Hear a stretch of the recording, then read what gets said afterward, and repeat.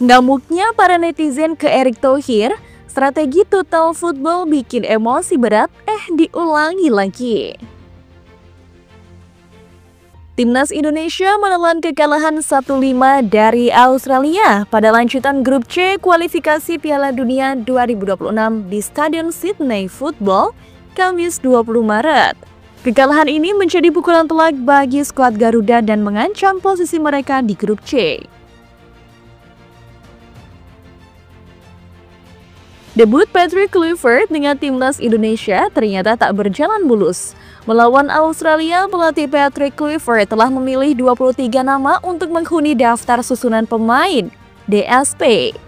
Adapun pemain yang tak masuk DSP lawan Australia adalah Ragnar Oratmangun, Justin Hubner, dan Nadeo Argawinata.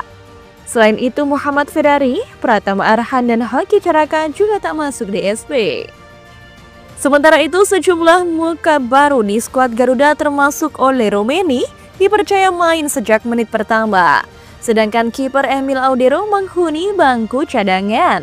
Patrick Kluivert menerapkan formasi 4-3-3 dengan gaya total football yang menjadi ciri khasnya.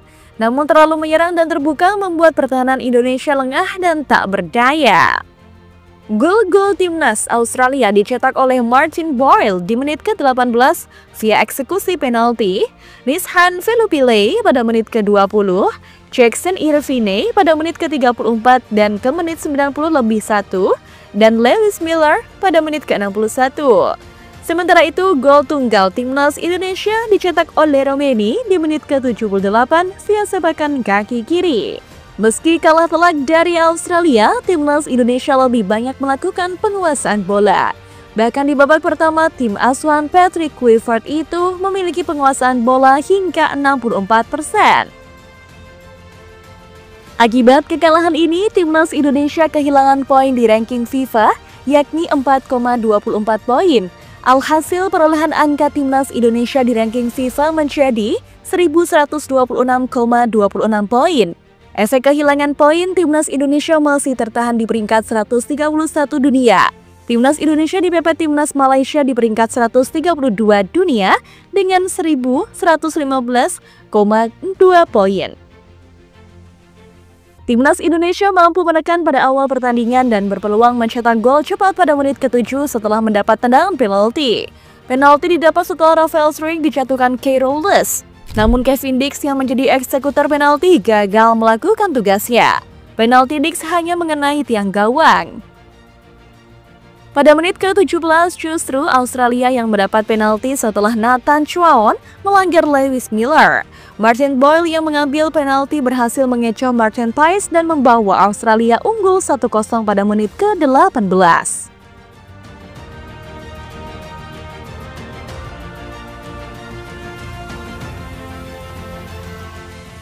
2 menit kemudian atau menit ke-20, Australia berhasil menggandakan keunggulan lewat Nishan Velupillay.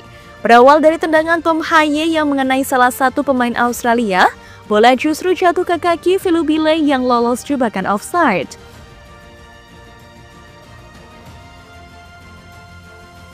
Timnas Indonesia kembali kebobolan pada menit ke-34. Jackson Irvine berhasil membobol gawang Paes setelah tidak terkawal di kotak penalti Indonesia usai menerima umpan tarik dari sisi kanan.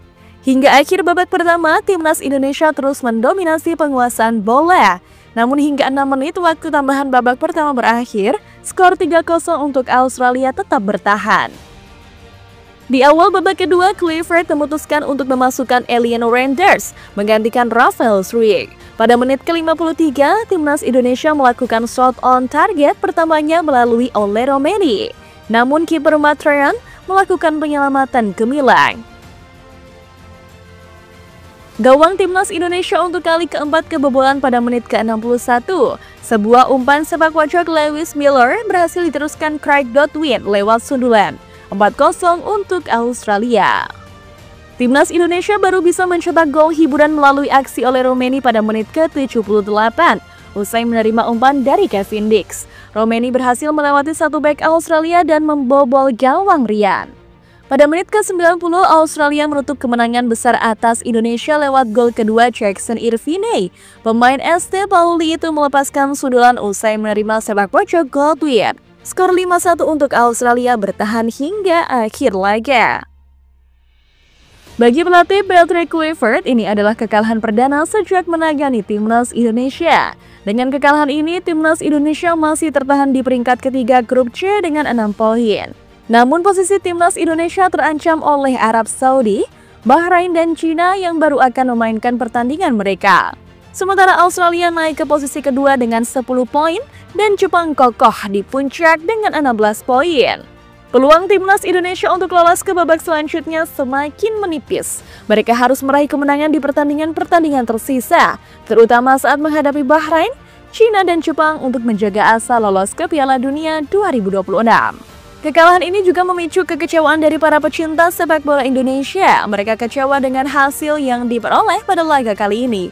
Sebab dengan skuad mewah seperti itu harusnya timnas Indonesia mampu mendapatkan hasil positif. Namun ekspektasi mereka harus terkubur oleh kenyataan. Erick Thohir pun menjadi sorotan setelah dirinya mengunggah postingan di Instagram resminya. Ketua Umum PSSI Erick Thohir menegaskan terus mendukung tim nasional Indonesia menyusul hasil buruk yang diderita skuad Garuda saat menghadapi Australia di putaran ketiga kualifikasi Piala Dunia 2026 di Sydney, Kamis. Saya tetap dukung tim nasional sepak bola Indonesia di saat kalah ataupun menang, karena saya mencintai bangsa ini seutuhnya, kata Erick dalam pernyataan di akun media sosial Instagram. Saya akan tetap kerja keras membangun tim nasional ini untuk menembus Piala Dunia. Kepada para pemain, tetap tegakkan kepala kalian, peluang itu masih ada, ujar Erick. Tentu postingan ini langsung diserbu netizen di kolom komentarnya, bahkan komentar dalam postingan itu sampai dibatasi. Netizen menyoroti sikap Erick Thohir yang berbeda kepada Shin Tae-yong kala melatih Indonesia kala itu. Berbagai komentar yang merusak mental Pak Erick pun menghiasi Instagramnya. Pas kalah lawan Cina dan Jepang kok nggak begini Pak? Tren pelatih bagus malah diganti pelatih minim CV, Ajur Jun. Tumben Pak tidak masuk ke ruang ganti, apa karena pelatihnya bukan orang Korea jadi tidak ada drum lagi? Tentu hal ini menjadi pembicaraan hangat para netizen di sosial media. Bagaimana seorang kepala federasi melakukan perlakuan yang berbeda terhadap pelatih yang membawa timnas Indonesia sejauh ini. Netizen juga menyoroti strategi Patrick Kluivert yang tak belajar dari kesalahan Shin Tae-yong saat kalah melawan Cina. Saat melawan Cina, STY menurunkan Nathan Chuaon yang menyebabkan lini tengah tak berjalan yang akhirnya kalah, dan pada laga kali ini Patrick malah menurunkan Nathan kembali sebagai starter yang berujung 2 blundernya yang menyebabkan timnas kebobolan. Patrick Kluivert bisa jadi menelan ludahnya sendiri dengan menurunkan bek kiri Swansea City tersebut. Sebelumnya pelatih asal Belanda tersebut mengaku hanya ingin memanggil pemain yang punya banyak menit bermain di klubnya. Pasalnya pemain 22 tahun tersebut hanya main sekali di Liga Inggris bersama timnya musim ini. Warganet langsung khawatir melihat namanya ada di 11 pertama lawan Australia di pos gelandang tengah. Pada pertemuan pertama di Jakarta, pemain Swansea City tersebut berulang kali melakukan kesalahan yang membuat Australia hampir mencetak gol. Kekhawatiran tersebut langsung terbukti saat Nathan Chuaon berperan atas gol penalti yang dibuat oleh Australia pada laga kali ini. Tentu ini harus menjadi pelajaran bagi Patrick Kluivert dan para stafnya. Laga kedua melawan Bahrain di Jakarta akan jadi pembuktian kedua baginya. Apakah akan membuat kejutan setelah evaluasi atau justru kian terpuruk yang menandakan kembalinya era timnas menuju kegelapan?